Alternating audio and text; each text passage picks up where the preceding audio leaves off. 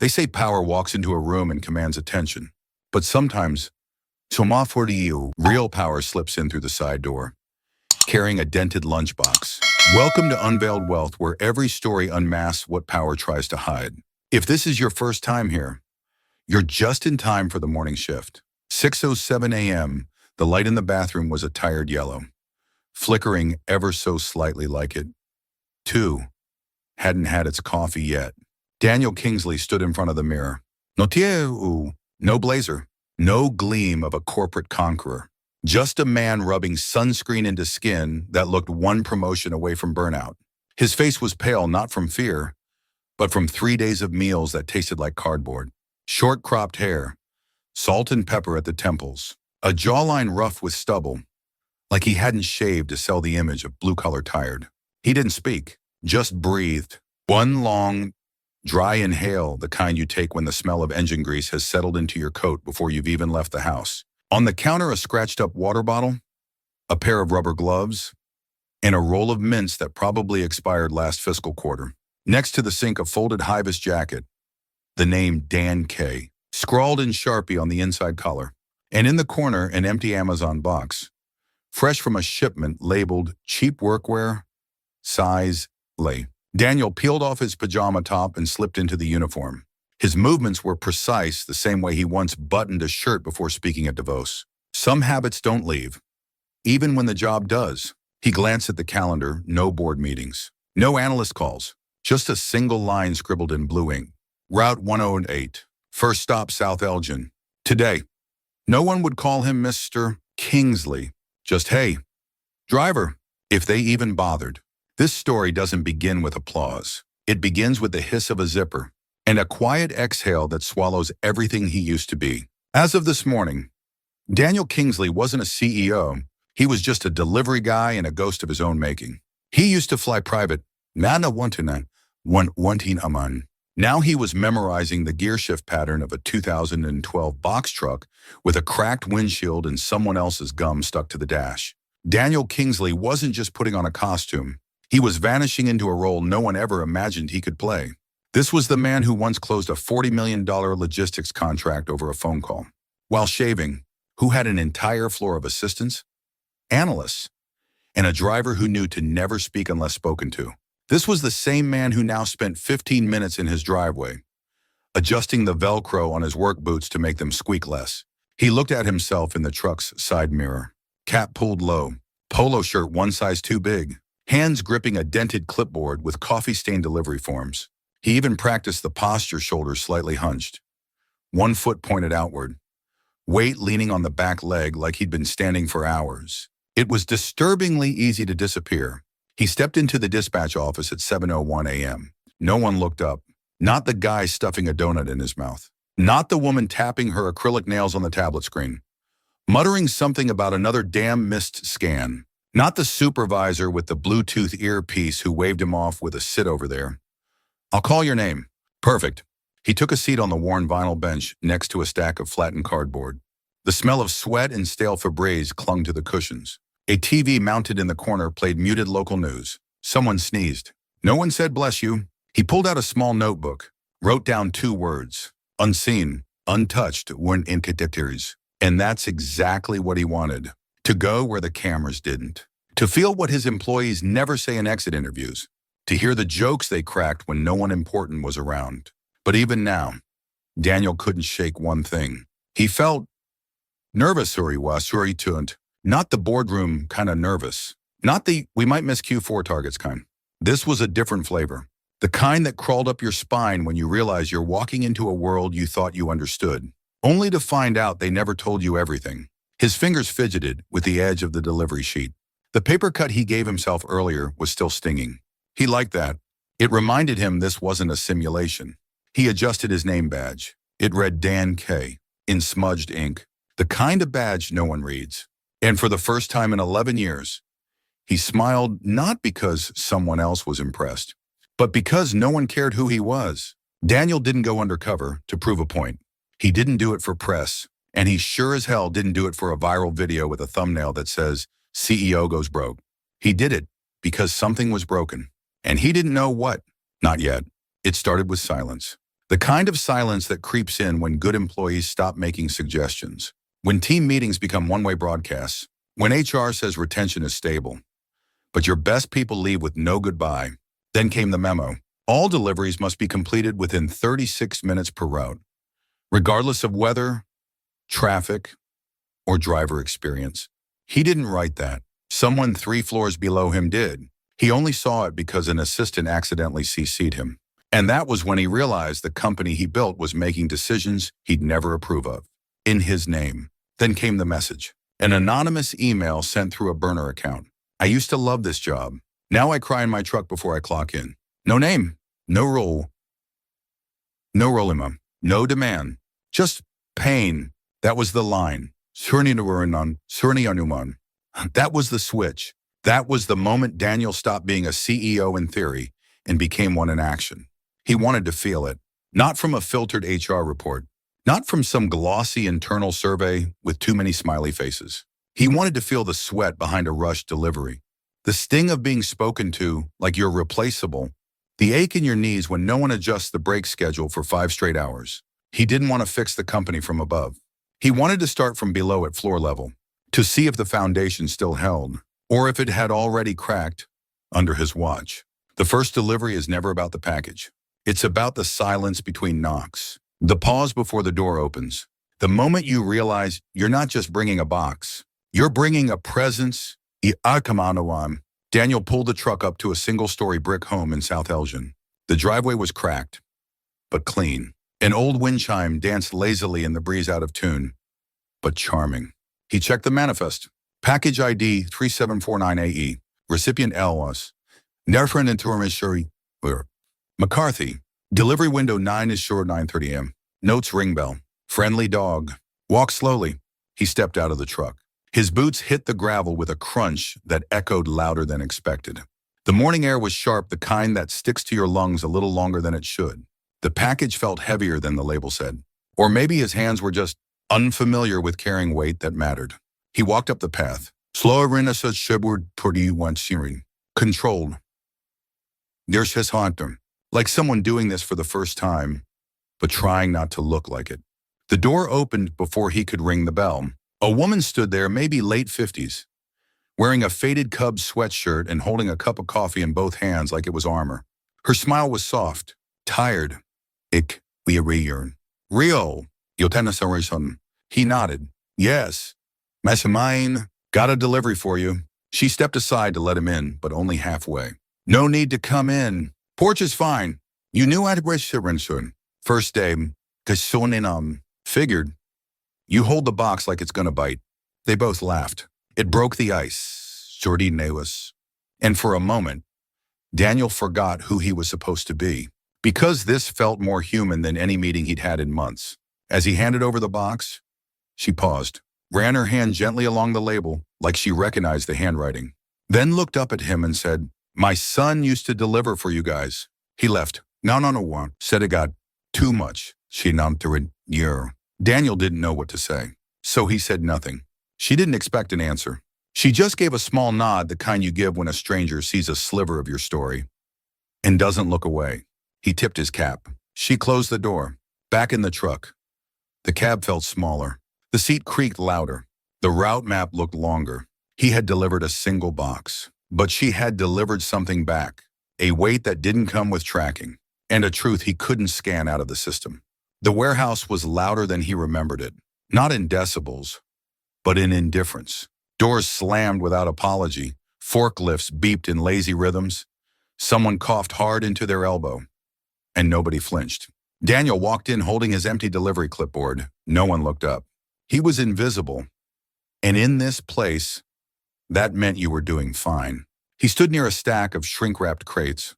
The floor was stained with dried tire marks and coffee spills. The air tasted like cardboard and oil. There was a hum overhead from lights that buzzed like mosquitoes stuck in glass.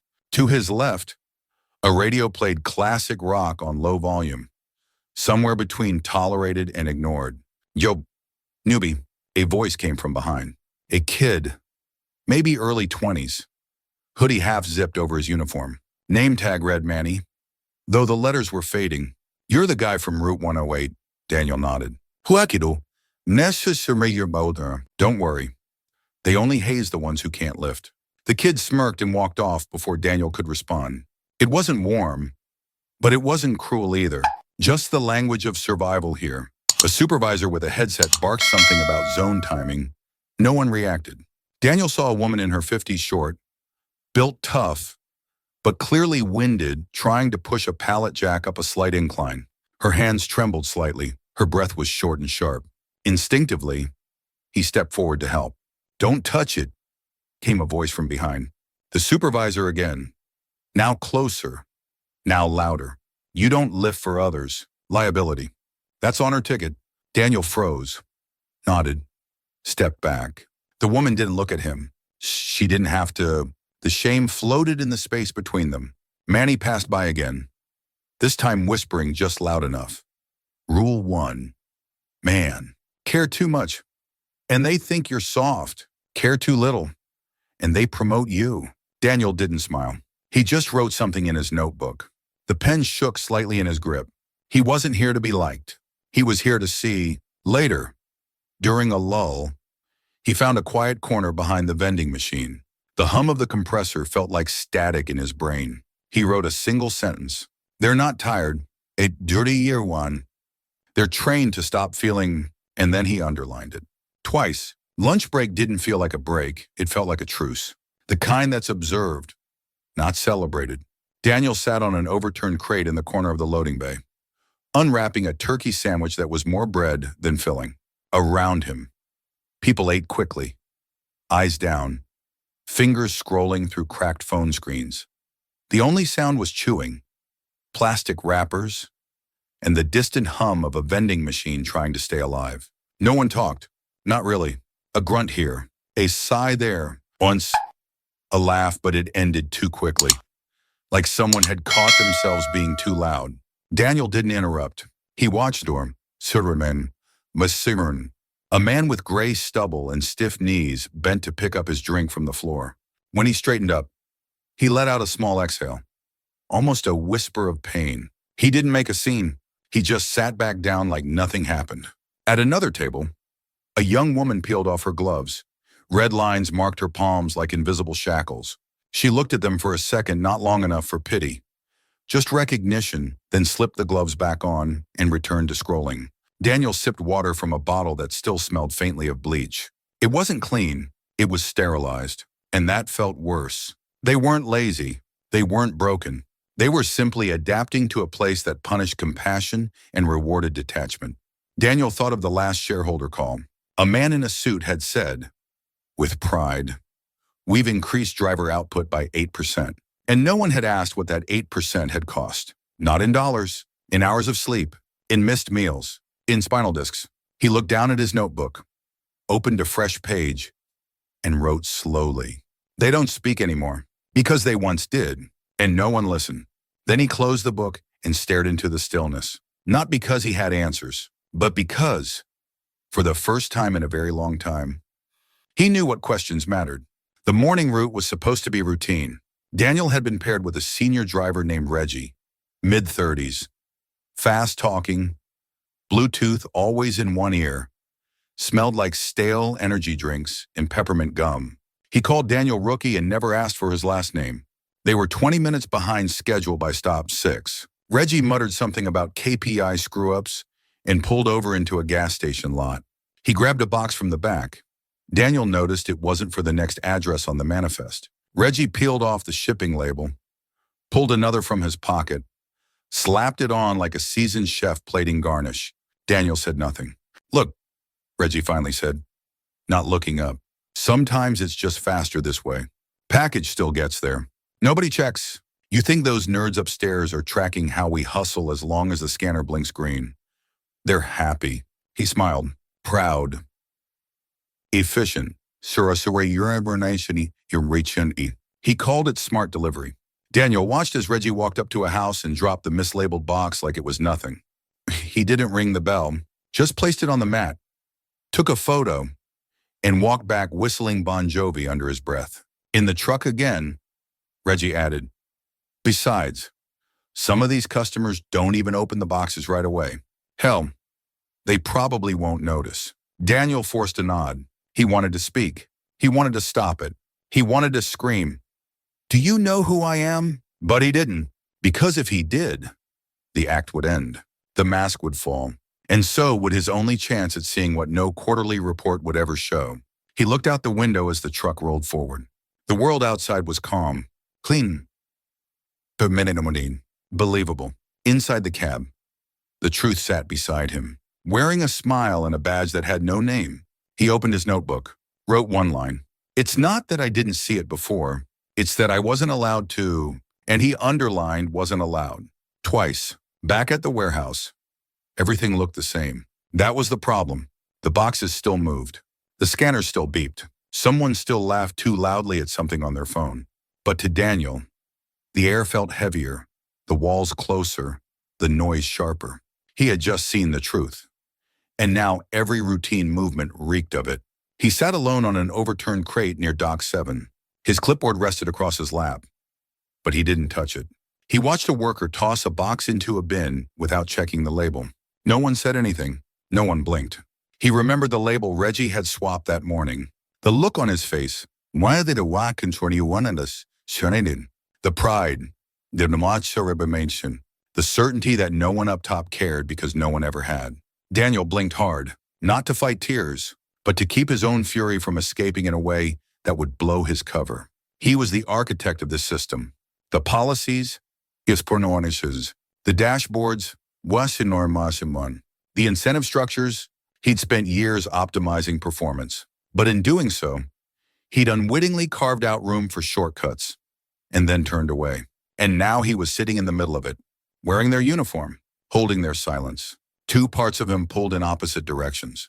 The CEO who knew exposure could tank brand trust. The man who just watched truth delivered like junk mail.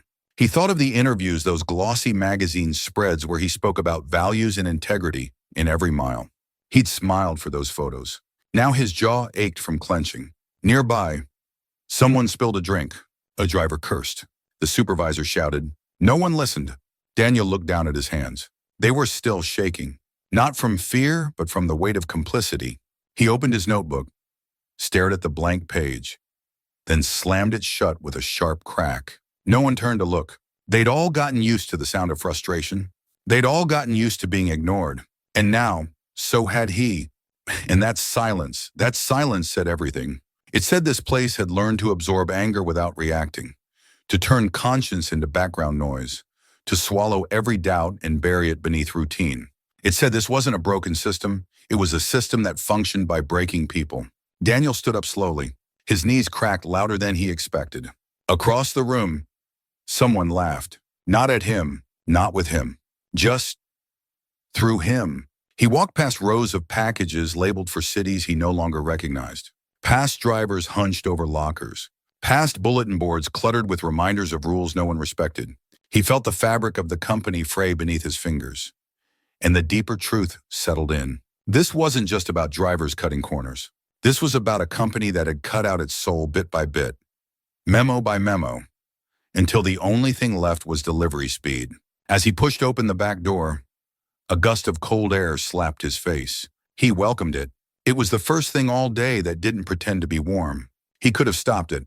He could have walked back into that warehouse, lifted his badge, and ended the charade. He could have fired 3 people before lunch, rewritten 2 policies by dinner, and been hailed as the hands-on CEO who fixed the problem. But he didn't, because he knew what he saw wasn't the whole problem. It was only the beginning. The next day, another driver asked if Daniel wanted to learn the real route, the one that skips traffic, avoids complaints, and ignores company protocol. Daniel nodded. He didn't smile. At stop 11, a signature was forged. At stop 15, a delivery was left with a neighbor who hadn't even opened the door.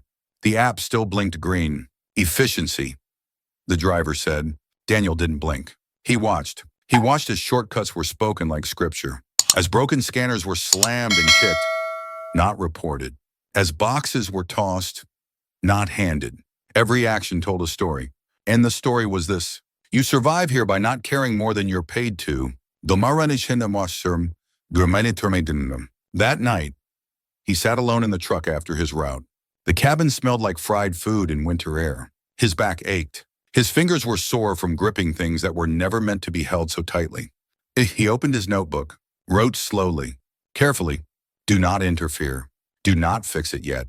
Keep watching. Feel everything. See what they think no one will ever see."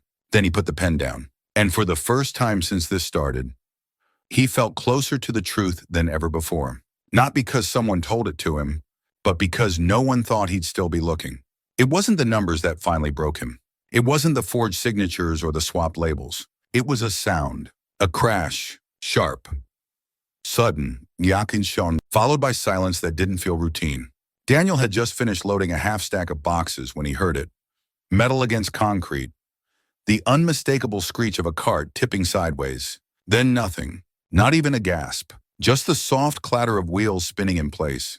He turned. A worker mid-40s, wiry frame, neck stiff with sweat, was on the ground. One leg caught under the edge of a metal dolly. His hands clawed at the floor, not from pain, but from embarrassment. Around him, 3 others hesitated, then looked away. The supervisor didn't move. He just called out, "Forms on the wall if you want to report it." Clock still still running. Daniel stepped forward. He didn't know what he was going to do. Lift the cart, help the man up, punch the wall. But he stopped himself. He couldn't blow the cover. Not yet. The man stood up by himself, limbed at him. Shook it off. No one asked if he was okay. No one cared. Not because they were cruel, but because caring costs time. And time wasn't billable. That night, Daniel sat in his car outside the warehouse, engine off, fingers gripping the wheel like it might stop him from unraveling. He thought about the culture values poster still hanging in the break room. He remembered writing those words himself: integrity, respect, safety. He remembered how proud he was when they printed it on every employee badge. Now it felt like branding cattle, not building culture. Yesterday one person does service. He whispered to himself, not loud, just enough to make it real. This is my fault, not because he told them to cheat, not because he told them to look away, but because he built a system where those things were necessary to survive, and survival always beats morality when the clock's ticking. He didn't cry, but his throat closed like it wanted to. Not grief, not guilt, something quieter. The weight of seeing everything you once believed in being used as a shield for everything you never wanted to see. And in that stillness, Daniel made a choice. He wouldn't fix it in public. He wouldn't hold a town hall. He wouldn't send an email. He'd do what they had done. Start quiet, move silently, and let his actions speak in ways no slogan ever could. Daniel didn't show up the next day. At least, not as Dan K. He called in, said he needed to sort out a family thing. Nobody questioned it. Nobody missed him. That, in itself, said more than any meeting ever could. Instead, he spent the day at a co-working space downtown. Hoodie, Mars, coffee, Sorni, laptop, not the CEO suite. Just a quiet corner with Wi-Fi and a view of a traffic light that blinked red more than green. On his screen, spreadsheets, not the clean kind curated by analysts, the raw kind, driver logs, route timestamps, injury reports buried 3 tabs deep. He compared what he saw on paper to what he had lived. And the gap, it wasn't a gap, it was a canyon. He started building a file, not a report, a reckoning, screenshots, notes for superform, whistleblower comments from anonymous surveys that had never been passed to leadership. He opened the company's internal policy archive, 374 documents. Only 3 mentioned well-being. One of them was about seatbelt compliance. Daniel sat back, stared at the ceiling, then wrote on a Post-it, build backwards, don't fix symptoms, rebuild structure, redesign incentives, retrain culture. He thought about the team he'd need, not lawyers, not consultants, people who had lived inside the cracks, the kind who'd been told you're too soft for management because they still gave a damn. He knew this wouldn't be fast or easy, but speed was how they broke it. And slowness, the deliberate kind, would be how he rebuilt it. I'm not certain. That night, he pulled up the roster of every warehouse shift manager. Next to each name, he wrote a single word. Listen, Miss Company, watch it year, replace, keep her much when on, elevate.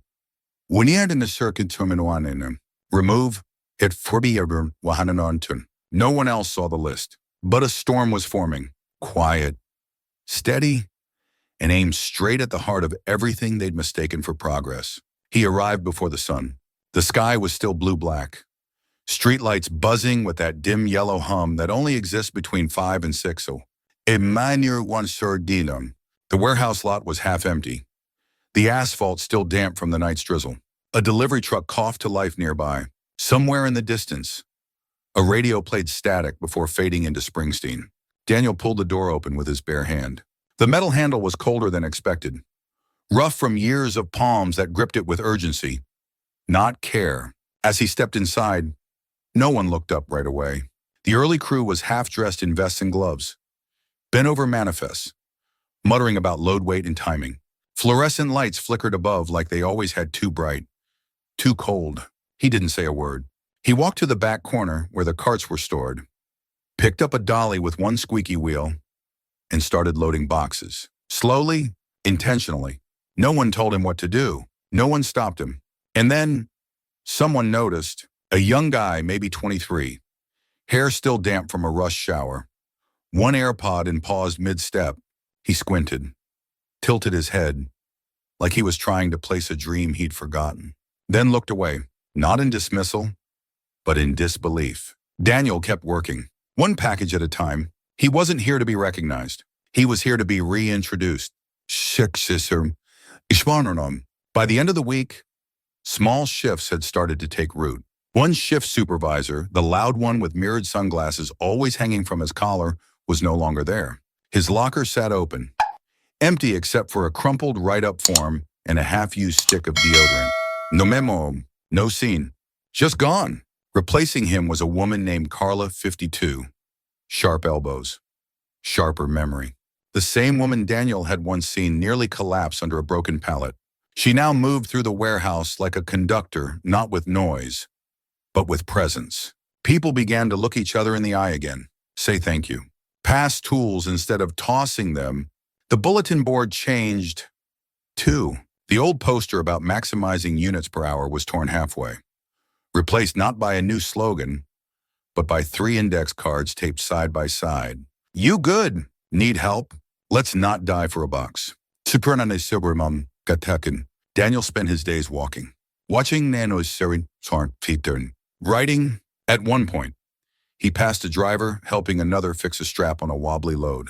The helper shrugged, said, "I'm not clocked in yet." Daniel smiled, not outwardly, but in the way his shoulders softened for the first time in months. He didn't call HR. He didn't hold a meeting. He simply left a note, printed, no signature, so it was surrendered, tacked to the inside of every break room door.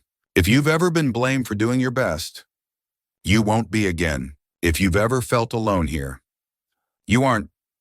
And if you ever thought no one was watching, we are now or one. With both eyes open. No logo. No logo. No formatting. Just plain ink on white paper. That evening, as Daniel walked out through the side gate, the air was heavier than it had been that morning, but not oppressive. Not corporate. It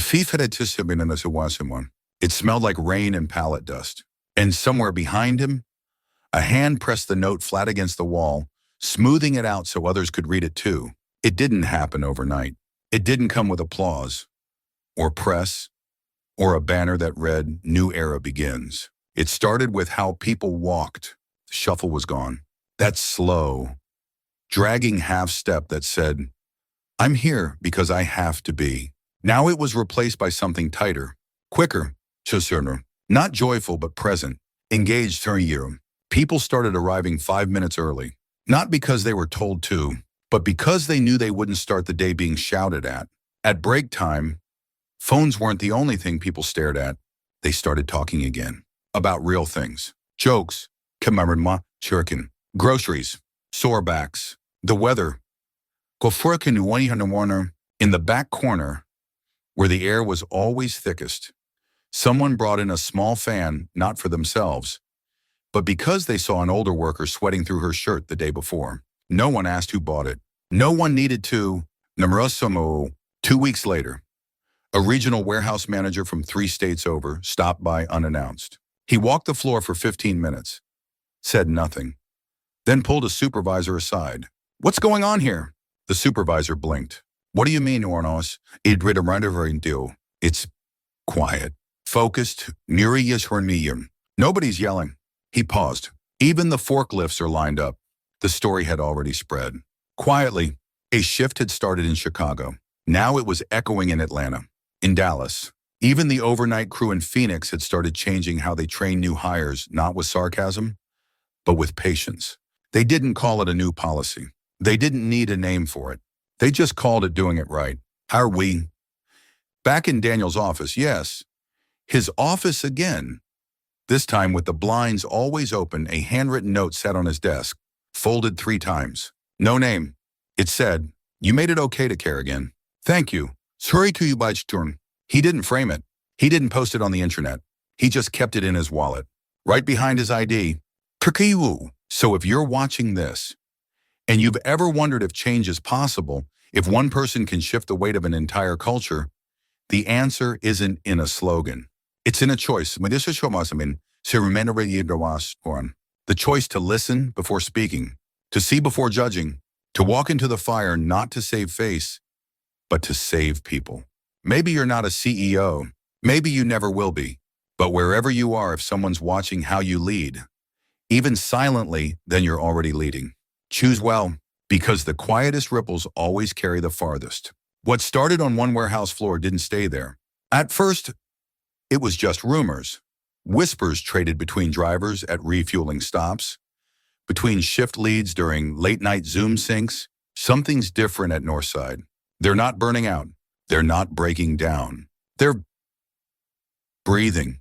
The term used wasn't reform. It was strange calm, as if something had been removed, not added. Less yelling, fewer write-ups. No passive-aggressive posters about accountability starts with you. Other warehouses began to imitate not by copying procedures, but by watching people. A team in St. Louis decided to kill their delivery leaderboard after a driver asked why being fast was more important than being safe. In Miami, a veteran floor manager quietly began reassigning double loads when he noticed fatigue piling up, not because anyone ordered it, but because the story had traveled. A boss somewhere up north had started listening again. And what Daniel never planned started to happen. People who had been overlooked for years, the ones who didn't shout, didn't self-promote, didn't wear hustle like a brand, started getting promoted. Not for performance. For presence. For being the ones others went to when everything else cracked. Even the C-suite changed its tone. Executive updates used to start with metric shipment volume, on-time percentage, damage rate. Now, they started with stories. Like the one about a driver in Ohio who rerouted his own shift to help a sick colleague finish their stops and refused recognition. Or the one about a packer in Queens who taught a temp how to avoid back strain using a trick she learned from her grandfather. These weren't KPIs. They were signals, proof that the system was remembering its human parts. And through it all, Daniel stayed mostly silent. He didn't tour warehouses, didn't shoot internal videos, didn't write a book. He just kept showing up. Same boots, same route. Same notebook. The ripple wasn't noise, it was rhythm. And the system had started humming in tune with something it had forgotten. Care is contagious, but only when it's real. There's no statue for the one who stops the bleeding. No headline for the person who chooses to stay quietly after the fire's been put out. But those are the people who change everything. Daniel didn't want a legacy. He wanted a different kind of silence, not the kind filled with tension and swallowed voices, but the kind that comes when people no longer fear being seen. He sat at the edge of the loading dock one evening, the light behind him low and amber, casting soft shadows across the concrete.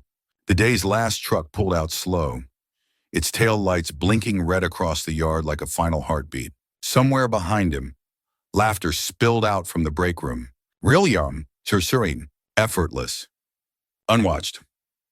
He closed his notebook for the last time that week. Its final page held no plan, no strategy, just one sentence.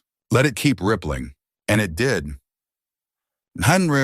If you've made it this far, maybe you know someone like Daniel. Or maybe you are him stuck between knowing and acting, between comfort and conscience. You don't need a title to change things. You don't need to flip a table to be heard. Sometimes, the bravest thing you can do is to watch a system long enough to understand it, and then decide, day by day, person by person, to make it better. So if something inside you has ever whispered, "This isn't right," listen to it. Not just for you, but for the quiet ones, the bent back, soft-spoken, dignity on their lunch break ones, the ones who keep showing up. Because sometimes, the biggest power move is simply choosing not to look away. Let it ripple. T1 tin. Let it reach. And when it lands, be ready to rise with it. So if this story echoed something in you, a moment of silence you once stood in, a weight you once carried without complaint, don't let it fade. Tell someone, not loudly, just clearly. And if you're already leading, even without a title, lead like someone's watching, because they are, and they're hoping you won't look away. Welcome to Unveiled Wealth, where power whispers before it speaks. If this story made you feel something real, like, comment, and subscribe. Not for us, but for the next ripple waiting to be heard.